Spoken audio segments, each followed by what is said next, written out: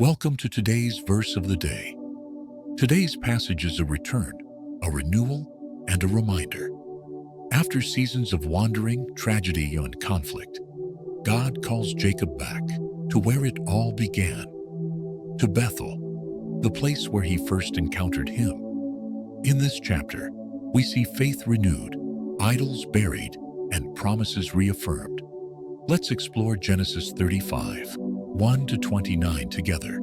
Verse, Then God said to Jacob, Go up to Bethel and settle there, and build an altar to God, who appeared to you when you were fleeing from your brother Esau. So Jacob told his household, Get rid of the foreign gods you have with you, purify yourselves, and change your clothes. They gave him all the foreign gods and earrings, and he buried them under the oak at Shechem. As they traveled, the terror of God fell on the surrounding cities, so no one pursued them. Jacob built an altar at Bethel and called the place El Bethel, God of the house of God. There God appeared to him again and said, Your name is Jacob, but you will no longer be called Jacob. Your name will be Israel. God then reaffirmed the covenant. I am God Almighty. A nation and a community of nations will come from you. Later, as they moved on, Rachel went into labor and died, giving birth to Benjamin. Jacob buried her near Bethlehem and set up a pillar over her grave.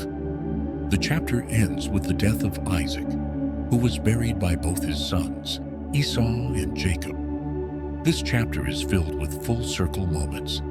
God calls Jacob back to Bethel, the place of his first encounter, and Jacob obeys. But before going, he buries the idols. There is no moving forward in faith without letting go of what hinders it. At Bethel, God speaks again, reminding Jacob who he is, Israel, not just a man who wrestles, but one who prevails through surrender.